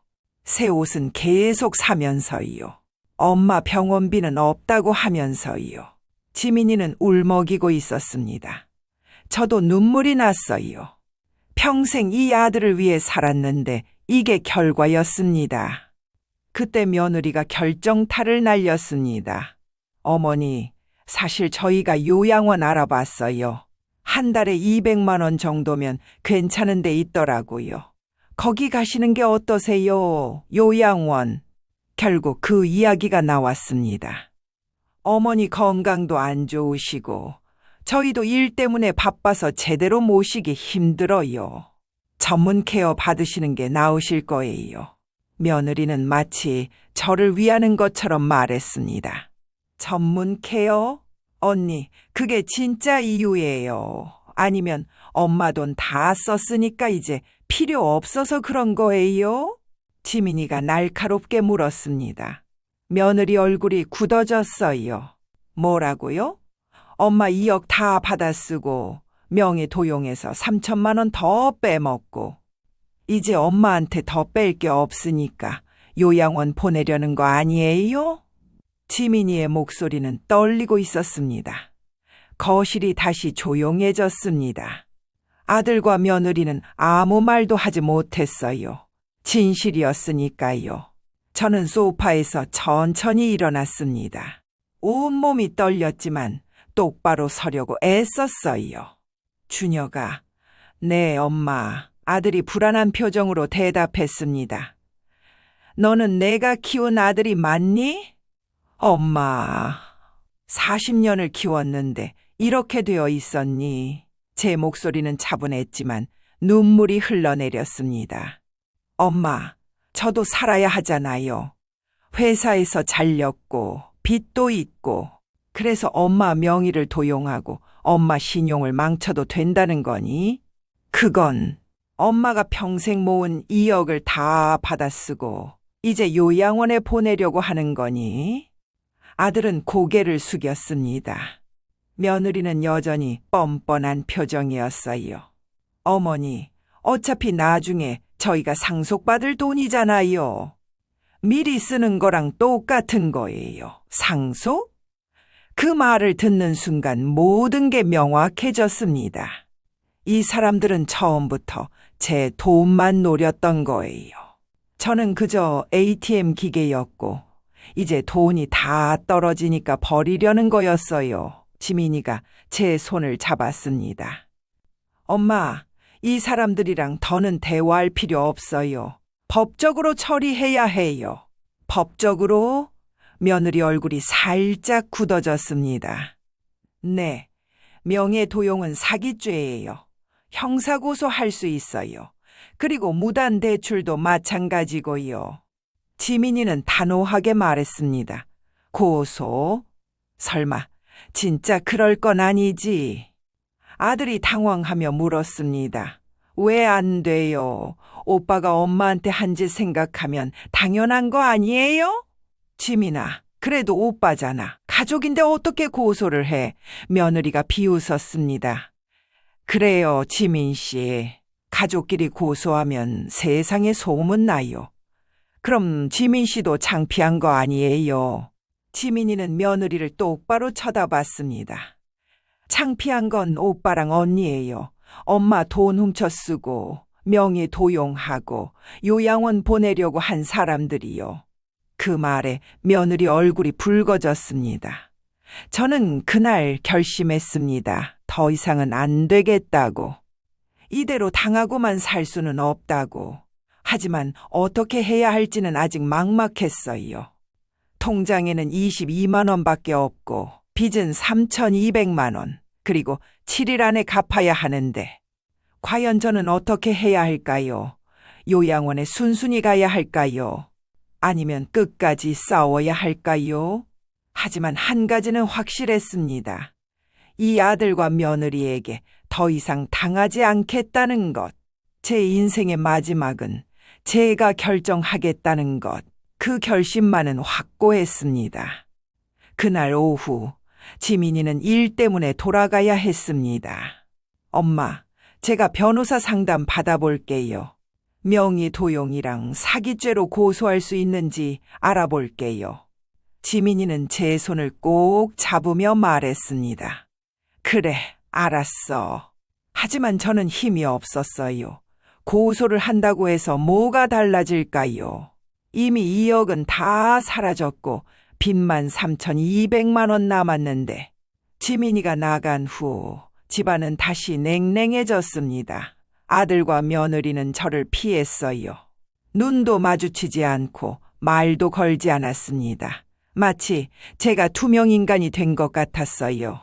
오후 4시쯤 손주 시우가 학교에서 돌아왔습니다. 할머니, 나 배고파. 간식 줘. 시우는 가방을 던지듯 바닥에 내려놓으며 말했어요. 시우야, 냉장고에 과일 있어. 할머니가 깎아줄게. 싫어요. 과일 말고 라면 끓여줘요. 지금은 할머니 허리가 아파서 힘들어. 과일 먹을래? 시우는 인상을 찌푸렸습니다. 할머니 맨날 아프다고 하네. 그럼 할머니가 뭐 해줄 수 있는 게 뭐예요? 그 말이 가슴에 박혔습니다. 손주가 이렇게 말하다니. 예전에는 할머니 사랑해요 하면서 안기던 아이가. 시우야, 할머니한테 그렇게 말하면 안 돼. 그럼 뭐라고 해요? 할머니가 아무것도 안 해주잖아요. 요즘 도시락도 맨날 똑같고. 시우는 짜증스러운 표정으로 자기 방으로 들어가 버렸습니다. 저는 소파에 주저앉았어요. 손주들마저 이제는 저를 무시하는구나. 이 집에서 저는 정말 아무것도 아닌 존재가 되어버렸어요. 저녁 6시 밥상을 차렸습니다. 허리가 아팠지만 그래도 해야 했어요. 아면 뭐라고 할지 뻔했으니까요. 온 가족이 둘러앉았지만 아무도 말이 없었습니다. 며느리는 핸드폰만 들여다보고 아들은 TV만 쳐다봤어요. 손주들은 반찬 투성이를 했습니다. 이거 싫어, 저거 싫어. 평소와 다를 게 없었지만 오늘은 더 외로웠어요. 식사 중에 손녀 서연이가 말했습니다. 할머니, 나 용돈 줘. 친구들이 PC방 간대. 서연아, 미안한데 할머니 지금 돈이 없어. 거짓말. 할머니 돈 많잖아요. 엄마가 그랬어요. 할머니가 돈 엄청 많다고. 서연이는 당당하게 말했습니다. 그건 할머니가 이제 돈이 없단다. 그럼 은행 가서 찾아와요. 찾을 돈이 없어. 서연이 얼굴이 일그러졌습니다. 할머니 구두쇠. 친구들은 다 받는데 나만 못 받아. 서연아. 제가 놀라서 불렀지만 서연이는 벌떡 일어났어요. 나 밥 안 먹어. 그리고는 방문을 쾅 닫았습니다. 며느리가 한숨을 쉬었어요. 어머니, 아이들 용돈은 좀 주셔야죠. 단집 할머니들은 다 주는데. 저는 아무 말도 할 수 없었습니다. 식사 후 설거지하면서 눈물이 났어요. 손주들까지. 이제 손주들까지 저를 무시하는구나. 예전에는 할머니, 할머니 하면서 따르던 아이들이 설거지를 마치고 제 방으로 들어왔습니다. 작고 어두운 방, 창문을 열어도 환기가 잘 안 되는 방, 이 집에서 가장 구석진 방이었어요. 침대에 앉아서 생각했습니다. 나는 대체 뭘 위해 사는 걸까? 평생 모은 돈은 다 사라졌고, 신용은 망가졌고, 가족들한테는 무시당하고, 손주들까지 구두쇠라고 하고, 나는 정말이지 세상에 혼자구나. 그때 서랍을 열었습니다. 약통들이 보였어요. 허리 아파서 먹는 진통제, 잠 안 올 때 먹는 혈압약, 수면제 통을 꺼냈습니다. 하얀 알약들이 가득 들어 있었어요. 멍하니 그것을 바라봤습니다. 이걸 다 먹으면 어떻게 될까? 그럼 이 고통에서 벗어날 수 있을까? 더 이상 아들에게 실망하지 않아도 되고, 며리한테 무시당하지 않아도 되고, 손주들한테 구두쇠 소리 듣지 않아도 되고, 대출금 걱정도 안 해도 되고. 손이 수면제 통으로 갔습니다. 뚜껑을 열었어요. 알약이 손바닥에 쏟아졌습니다. 하나, 둘, 셋, 10개쯤 되는 것 같았어요. 이걸 다 먹으면 될까? 그럼 모든 게 끝날까? 물컵을 가져왔습니다. 침대에 앉아서 알약과 물컵을 앞에 놓았어요. 한참을 그렇게 바라봤습니다. 눈물이 주르르 흘러내렸어요. 74년을 살았는데 이렇게 끝나는 건가? 평생 열심히 살았는데 결국 이렇게 끝나는 건가? 알약을 하나 집었습니다. 손이 떨렸어요. 입으로 가져갔습니다. 그때였습니다. 현관문 열리는 소리가 들렸어요. 엄마, 지민이 목소리였습니다. 급하게 방문을 여는 소리가 들렸어요. 엄마, 어디 계세요? 저는 황급히 알약을 숨겼습니다. 방문이 열리고 지민이가 들어왔어요. 엄마, 여기 계셨네요. 왜 전화 안 받으셨어요? 미안, 핸드폰을 못 받네. 지민은 제 얼굴을 보더니 놀란 표정을 지었습니다. 엄마, 울으셨어요. 눈이 퉁퉁 부었어요. 아니야, 괜찮아. 괜찮지 않아요. 지민이가 제 손을 잡았어요. 그리고 침대 옆 탁자를 보더니 얼굴이 굳어졌습니다. 수면제 통과 물컵이 거기 있었거든요. 엄마. 지민이 눈에 눈물이 고였습니다. 설마 엄마. 지민이는 더 이상 말을 잇지 못했어요. 저는 고개를 돌렸습니다. 지민이가 저를 꽉 안았습니다. 엄마, 안 돼요. 절대 그러시면 안 돼요. 지민이는 울먹이고 있었어요. 미안해, 지민아. 엄마가 너무 힘들어서. 알아요. 다 알아요. 하지만 엄마, 저 어떡해요? 엄마까지 저를 떠나시면 저는 어떡해요? 지민이는 제 품에서 한참을 울었습니다. 저도 지민이를 안고 울었어요.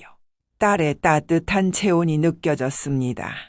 아, 내가 이 아이를 두고 어떻게 가려고 했을까?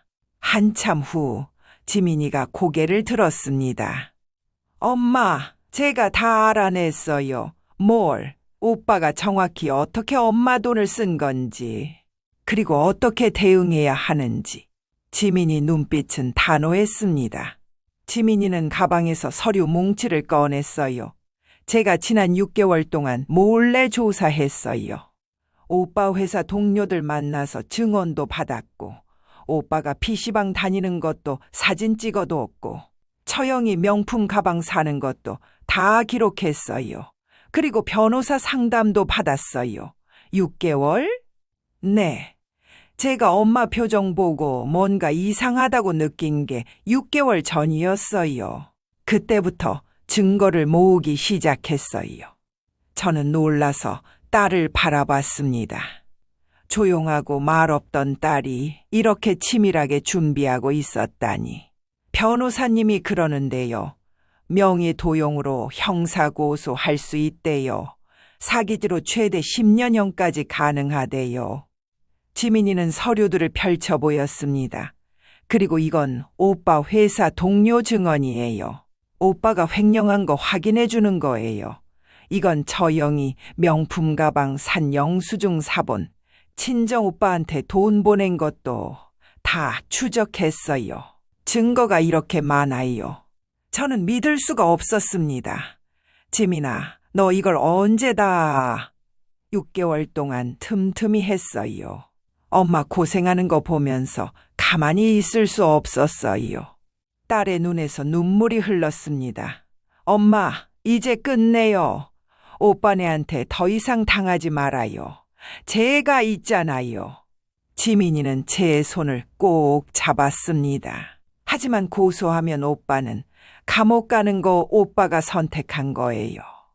엄마를 이렇게 만든 건 오빠 자신이에요. 엄마가 죄책감 가질 필요 없어요. 지민이는 단호하게 말했습니다. 저는 한참을 생각했습니다. 정말 아들을 고소해야 하나? 그래도 내가 낳은 아들인데. 엄마, 응? 엄마가 오빠를 살려준 거예요. 오빠는 엄마를 죽이려고 했고요. 경제적으로, 정신적으로.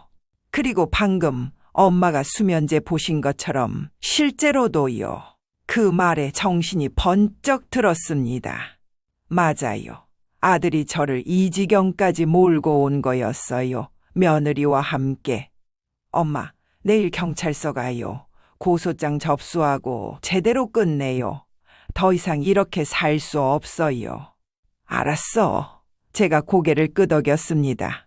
그리고 수면제 통을 지민이에게 건넸어요. 이거 버려줘. 엄마는 이제 이런 거 필요 없어. 지민이는 수면제 통을 받아들고 환하게 웃었습니다. 그날 밤 지민이는 제 옆에서 잤어요. 좁은 침대에 둘이 누웠지만 따뜻했습니다. 엄마, 응? 사랑해요. 나도 사랑해, 지민아. 진작 너한테 더 잘해줄걸. 아니에요. 엄마는 충분히 잘해주셨어요.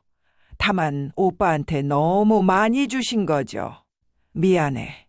이제 괜찮아요. 내일부터 우리 제대로 시작해요.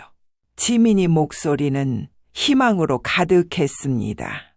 어둠 속에서 천장을 바라보며 생각했습니다. 정말 끝낼 수 있을까? 아들을 고소하고 새로 시작할 수 있을까? 무섭기도 했지만 동시에 홀가분하기도 했어요. 더 이상 당하지 않겠다는 결심, 그리고 딸이 제 곁에 있다는 사실. 그것만으로도 충분히 용기가 났습니다. 내일이면 모든 게 시작될 거예요. 진짜 반격이. 과연 우리는 이길 수 있을까요? 아니, 이기고 말 거예요. 74년을 살면서 처음으로 제 인생을 제가 지키기로 했으니까요. 다음 날 아침 지민이가 말했습니다. 엄마, 오늘 가족회의 해요. 오빠네 다 불러서 제대로 이야기 나눠야 해요. 지민이 표정은 단호했어요. 오전 10시 거실에 온 가족이 모였습니다. 아들 준혁이와 며느리 수진이는 불안한 표정이었어요.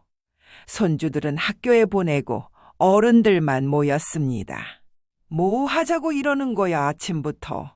아들이 짜증스럽게 말했습니다. 오빠, 제대로 이야기 좀 합시다. 지민이는 가방에서 두툼한 서류 뭉치를 꺼냈어요. 탁자 위에 쿵 소리를 내며 놓았습니다. 이게 뭔데? 며느리가 물었습니다. 증거예요. 오빠랑 언니가 엄마한테 한 짓들 다 여기 있어요. 지민이는 서류를 하나씩 펼쳐 보였습니다. 첫 번째, 오빠 회사 동료 증언서. 오빠가 회사에서 횡령으로 해고당한 거 증명하는 거예요. 준혁이 얼굴이 창백해졌습니다. 두 번째, 오빠가 엄마한테 거짓말한 증거. 사업하라고 했지만 실제로는 PC방 다닌 사진들이에요. 날짜별로 다 있어요. 지민이는 사진들을 늘어놓았습니다. 아들이 PC방에서 나오는 사진, 편의점에서 컵라면 먹는 사진, 공원 벤치에서 자는 사진, 모두 낮 시간대였어요. 이건 어떻게? 아들은 말을 잇지 못했습니다. 6개월 동안 찍었어요. 처음에는 의심만 했는데 확신으로 바뀌었죠. 지민이 목소리는 차가웠습니다. 세 번째, 언니가 명품 구매한 영수증들. 지민이는 여러 장의 영수증 사본을 펼쳤어요. 작년 8월 명품 가방 300만 원, 9월 명품 지갑 100만 원, 10월 명품 구두 80만 원, 올해 1월 또 명품 가방 400만 원. 계속 읽어드릴까요? 며느리 얼굴이 벌겋게 달아올랐습니다. 그건 제 돈으로 산 거예요. 정말요? 그럼 언니 통장 내역 보여주실 수 있어요? 지민이가 날카롭게 물었습니다. 며느리는 입을 다물었습니다. 네 번째, 언니 친정오빠한테 송금한 내역. 지민이는 은행 거래 내역을 보여주었어요. 작년 7월 5천만 원. 엄마 명의 통장에서 처형 친정으로 바로 송금됐어요. 엄마는 이것도 모르셨죠? 저는 고개를 끄덕였습니다. 정말 몰랐어요. 그 돈이 며느리 친정으로 갔는지. 어떻게 그걸? 며느리는 당황했습니다. 은행에 정보 공개 청구했어요. 엄마가 동의하시면 다 볼 수 있거든요. 그리고 언니 친정 오빠가 당시에 사업빚이 5천만 원이 있었다는 것도 확인했어요. 지민이는 빈틈이 없었습니다. 다섯 번째, 가장 중요한 거, 엄마 명의로 무단 대출받은 증거. 지민이는 대출 서류를 펼쳤어요. 3천만 원 신용대출. 서명은 엄마 것처럼 보이지만 필적 감정 의뢰했어요. 결과 나왔는데 엄마 필체가 아니래요. 누군가 위조한 거예요. 그건 며느리가 말을 흐렸습니다. 언니 필체랑 비교해봤어요. 놀랍게도 일치하더라고요. 지민이는 필적 감정 결과서를 내밀었습니다. 며느리는 완전히 얼어붙었어요. 거실이 조용해졌습니다. 지민이는 계속했습니다. 6번째, 요양원 상담 내역. 언니가 지난달에 3군데 요양원 상담받은 기록이에요. 비용이랑 입소 절차 다 알아보셨더라고요. 며느리가 깜짝 놀라며 소리쳤습니다. 어떻게 그것까지 알아요? 요양원에 전화해서 물어봤죠. 상담받은 사람 이름 나오더라고요. 최수진 씨. 지민이는 차갑게 웃었습니다. 7번째, 오빠네 부부가 나눈 대화.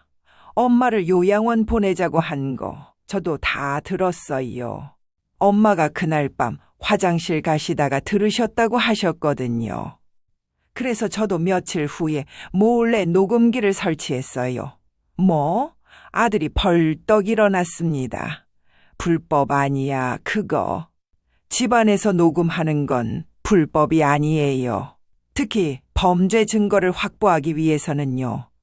지민이는 침착했습니다. 녹음 파일도 다 있어요. 오빠가 엄마 돈 다 썼으니 이제 필요 없다고 한 것. 처형이 어차피 나중에 상속받을 돈이니까 미리 쓰는 거랑 같다고 한 다 있어요. 며느리가 의자에 주저앉았습니다. 이제 정리할게요. 지민이는 서류들을 차례로 정리하며 말했습니다. 오빠는 엄마한테 사업 자금이라고 거짓말하고 2억을 받았어요.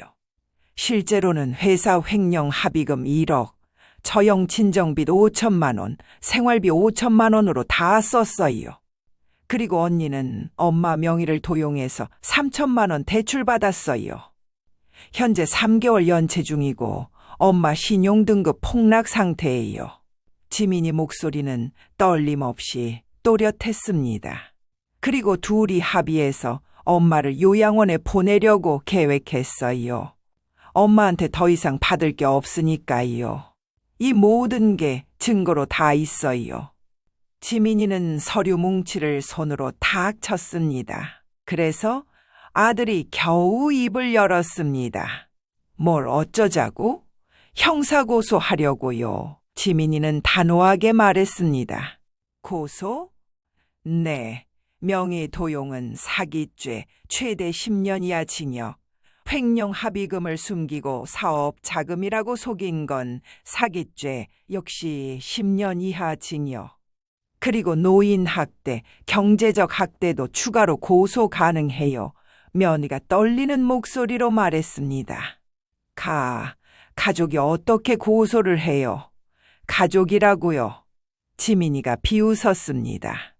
엄마를 가족으로 대한 적이나 있어요. 가정부처럼 부리고 ATM처럼 이용하고 이제 요양원에 버리려고 했으면서. 그리고 이건 가족 문제가 아니에요. 범죄예요. 명백한 범죄. 지민이는 한 글자 한 글자 또박또박 발음했습니다. 거실이 다시 조용해졌습니다. 아들은 창백한 얼굴로 저를 쳐다봤어요. 엄마, 진짜 고소할 거예요? 저는 한참을 침묵했습니다. 40년을 키운 아들, 평생을 아들을 위해 살았는데 정말 고소해야 하나? 엄마! 지민이가 제 손을 잡았습니다. 눈빛으로 힘을 실어주었어요. 저는 천천히 고개를 들었습니다. 그리고 아들과 며느리를 똑바로 쳐다봤어요. 준혁아, 네, 엄마, 너는 내가 어떻게 해주길 바라니? 엄마가 고소 안 해주길 바라는 거니? 그러면 너는 엄마한테 뭘 해줄 건데? 저는 차분하게 물었습니다. 아들은 아무 대답도 하지 못했어요. 대출금 3,200만 원은 누가 갚아줄 거니? 엄마 신용 망가진 건 누가 책임질 거니? 2억은 어떻게 할 거니? 하나하나 물을 때마다 아들은 고개를 숙였습니다. 그리고 엄마를 요양원 보내려던 건, 그건 뭐니? 엄마, 그건 정말 죄송해요. 너무 스트레스 받아서. 스트레스? 제 목소리가 커졌습니다. 엄마 2억 받아 쓰고 명예 도용해서 3천만 원 더 쓰고 그게 스트레스였니? 엄마가 허리 아파서 화장실 바닥에 쓰러져 있을 때 너는 뭐 했니? 엄마가 병원비 없어서 울 때 너는 뭐 했니? 저는 쏟아내고 있었습니다. 40년 동안 참았던 모든 것들을. 엄마, 제가 잘못했어요. 정말 잘못했어요. 용서해 주세요. 아들이 무릎을 꿇었습니다. 며느리도 따라 무릎을 꿇었어요. 어머니, 저희가 정말 잘못했어요. 다시는 안 그럴게요. 제발 고소만은 하지 말아주세요. 두 사람은 눈물을 흘리고 있었습니다. 하지만 저는 흔들리지 않았어요. 이미 너무 많이 당했으니까요. 그때 지민이가 말했습니다.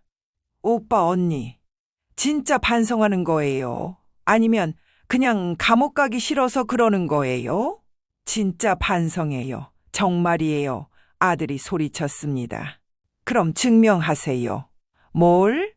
대출금 3,200만 원 일주일 안에 갚으세요. 그리고 엄마한테 받은 2억 못 돌려드린다면 최소한 절반이라도 돌려드리세요. 지민이는 차갑게 말했습니다. 그건 불가능해요. 돈이 없어요. 그럼 반성도 거짓말이네요. 돈이 없으면 처형 명품 가방들 다 팔아요. 집에 있는 비싼 물건들 다 팔고요. 그리고 처형 친정에서 5천만 원 돌려받으세요. 오빠 빚 갚아준 거니까 돌려받을 수 있죠? 며느리 얼굴이 일그러졌습니다. 그건 오빠가 지금 형편이 안 좋아서. 그럼 어쩔 수 없죠. 형사 고소하는 수밖에. 지민이는 냉정했습니다. 전 그 모습을 보며 생각했습니다. 정말 고소해야 하나? 내 아들을 정말 감옥에 보내야 하나? 그때 지민이가 제 손을 꽉 잡았어요. 저를 보며 고개를 끄덕였습니다. 엄마, 결정하세요. 엄마 인생이에요. 저는 천천히 입을 열었습니다. 나는 모두가 저를 쳐다봤습니다. 고소는 아들과 며느리의 얼굴에 희망이 번졌어요. 안 한다.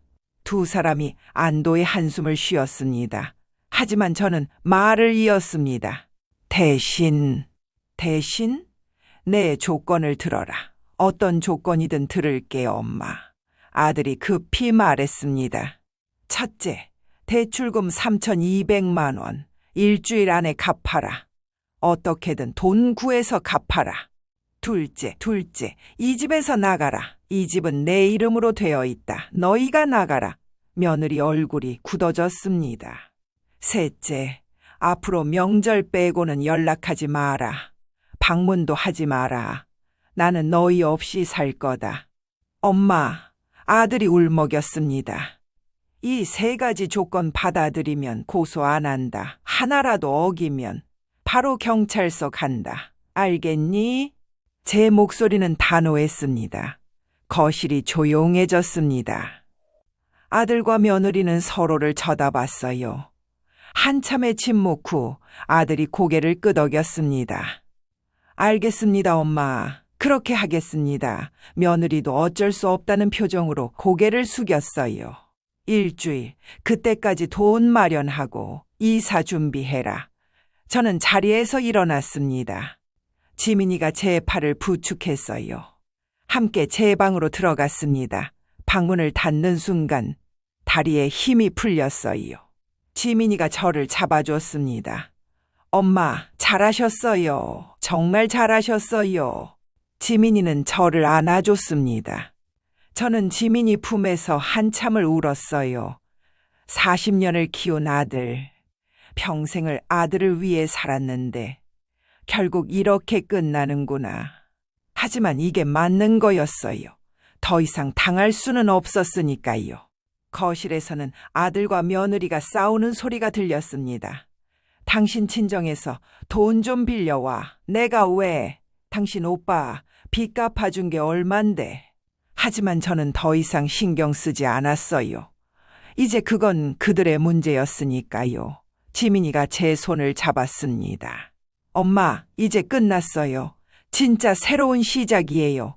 그 말에 저는 고개를 끄덕였습니다. 정말 끝났구나.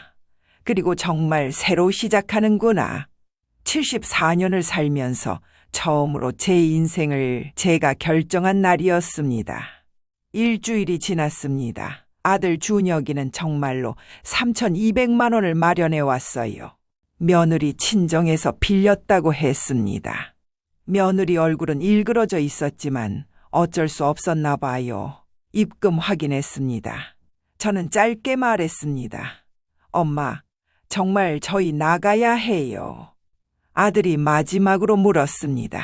그래, 그럼 저희는 어디로 가요? 며느리 친정 근처에 월세 얻었어. 아들 가족은 3일에 걸쳐 짐을 쌌습니다. 그동안 저는 제 방에만 있었어요. 나가는 모습을 보고 싶지 않았거든요. 마지막 날, 손주들이 제 방문을 두드렸습니다. 할머니, 시우와 서연이었어요. 들어와. 할머니, 저희 정말 가야 해요? 시우가 물었습니다. 그래, 너희는 엄마 아빠 따라가야지. 서연이가 울먹이며 말했습니다. 할머니, 미안해요. 용돈 달라고 할머니 구두 세라고 해서. 괜찮아. 저는 두 아이를 안아줬어요. 할머니가 화난 건 아니야. 다만 할머니도 할머니 인생을 살아야 해서 그래. 할머니 보러 올 수 있어요. 명절 때 와. 할머니가 보고 싶을 때는요. 전화해. 할머니가 괜찮으면 만나자. 아이들은 고개를 끄덕였습니다. 그리고 꽉 안아줬어요. 할머니 사랑해요.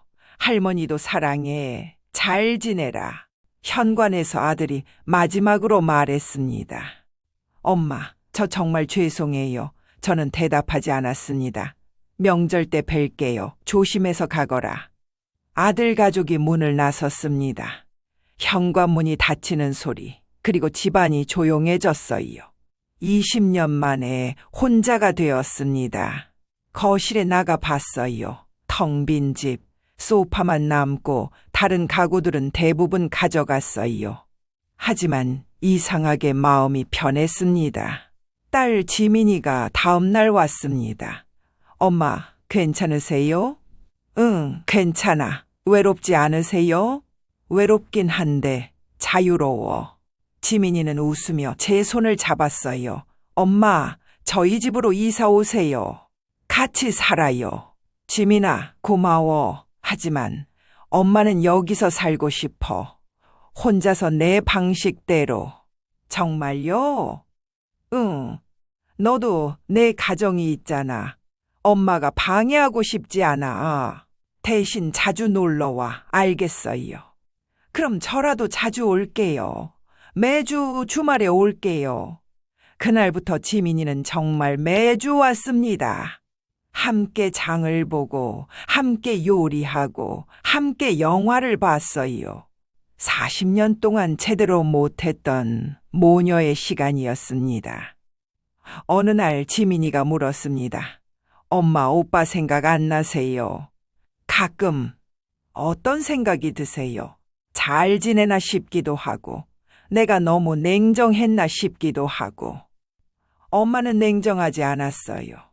오히려 너무 오래 참으신 거예요. 지민이는 제 손을 꽉 잡았습니다. 그래도 가끔 서운해. 40년을 키웠는데. 알아요. 하지만 엄마, 그건 오빈가 해결할 문제예요.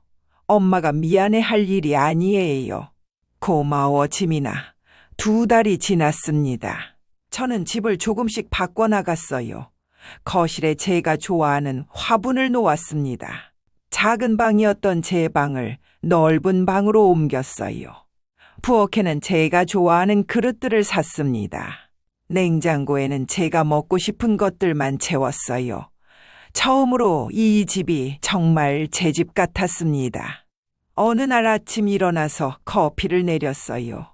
베란다에 나가 햇살을 받으며 커피를 마셨습니다. 아무도 재촉하지 않았어요.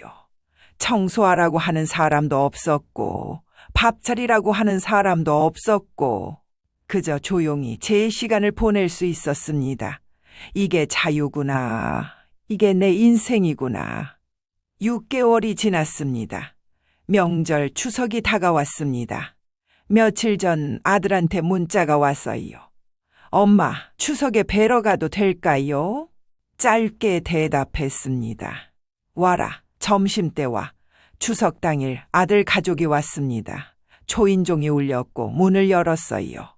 엄마, 아들은 많이 수척해 보였습니다.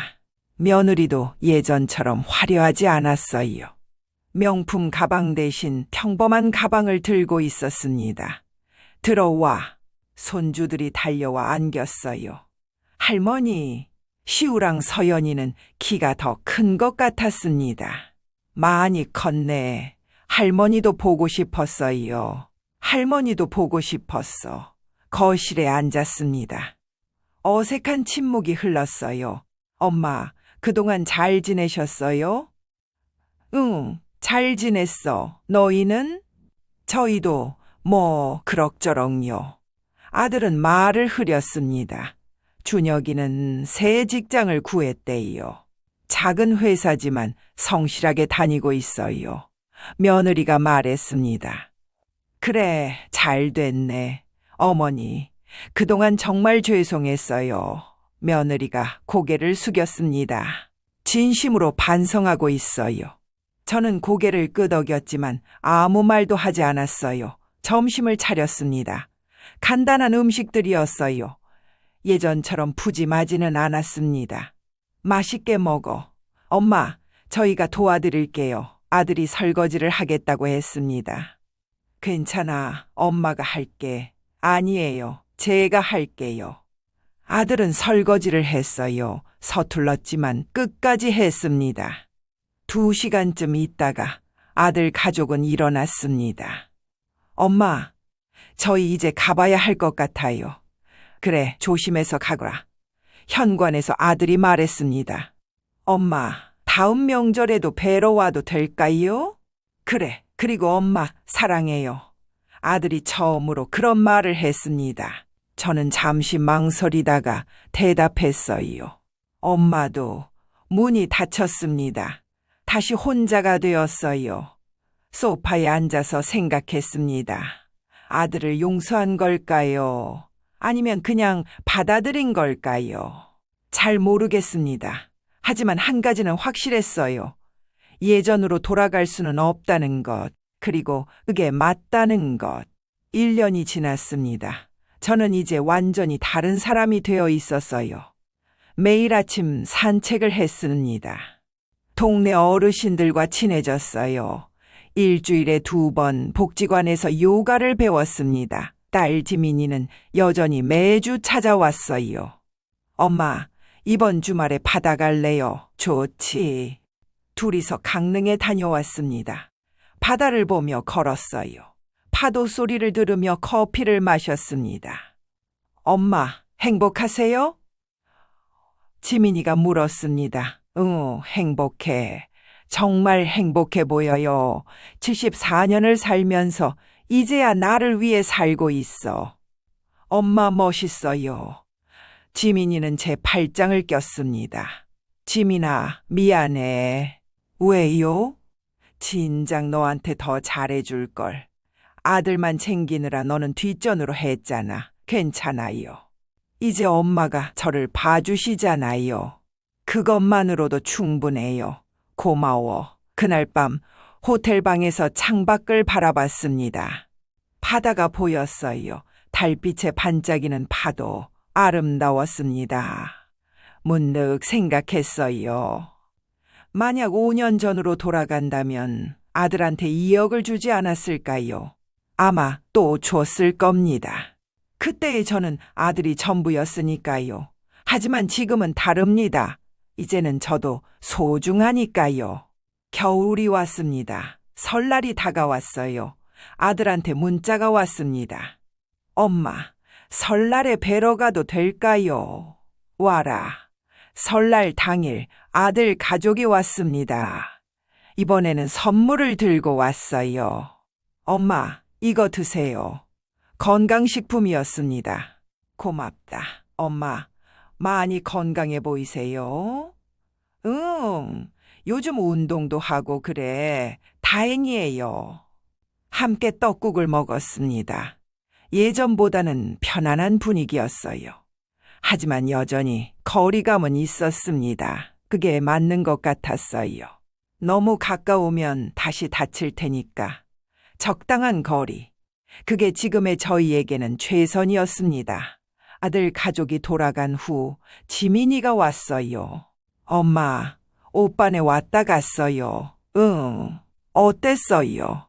괜찮았어. 예전 같지는 않지만. 당연하죠. 지민이와 함께 저녁을 먹었습니다. 둘이서 조용히 이야기를 나눴어요. 행복했습니다. 그날 밤 침대에 누워서 생각했습니다. 74년을 살면서 많은 걸 배웠어요. 희생이 사랑은 아니라는 것, 무조건 주는 게 효도가 아니라는 것, 그리고 나를 사랑하는 것이 가장 중요하다는 것. 너무 늦게 깨달았을까요? 아니에요. 지금이라도 알게 된 게 다행이에요. 창밖을 보니 별이 보였습니다. 반짝이는 별들, 아름다웠어요. 혼잣말로 중얼거렸습니다. 고생 많았어, 영자야. 이제 진짜 내 인생을 살아. 눈물이 났습니다. 하지만 슬픈 눈물이 아니었어요. 해방의 눈물이었습니다. 74년 만에 처음으로 온전히 제가 된 것, 그 기쁨의 눈물이었습니다. 다음 날 아침 일어나서 베란다에 나갔어요. 따뜻한 햇살이 들어왔습니다. 새로운 하루가 시작되고 있었어요. 제 하루, 제 시간, 제 인생. 이제는 아무도 제 시간을 빼앗아갈 수 없습니다. 이제는 제가 선택합니다. 무엇을 하고, 누구를 만나고, 어떻게 살지. 모두 제가 결정합니다. 그게 진짜 자유였습니다. 그게 진짜 행복이었습니다. 여러분, 만약 여러분도 비슷한 상황에 계시다면 용기를 내세요. 나이가 많다고, 가족이라고 모든 걸 참을 필요는 없습니다. 여러분도 행복할 권리가 있어요. 여러분도 존중받을 자격이 있어요. 너무 늦었다고 생각하지 마세요. 지금이라도 시작하세요. 제가 74년 만에 시작했듯이 여러분도 할 수 있습니다. 구독과 좋아요 눌러주신 분들 정말 고마워요. 여러분의 응원이 저에게 큰 힘이 되었어요. 그리고 비슷한 상황에 계신 분들 혼자가 아니에요. 우리 함께 용기 내요. 더 나은 내일을 위해. 제 이야기는 여기서 마칩니다. 하지만 제 인생은 이제 시작입니다. 진짜 제 인생, 진짜 행복. 그걸 찾아가는 여정, 그 길 위에 지금 서 있습니다. 그리고 그 길은 생각보다 아름답습니다. 여러분도 그 길을 걸을 수 있기를 바랍니다. 행복하세요. 그리고 여러분 자신을 사랑하세요. 안녕히 계세요.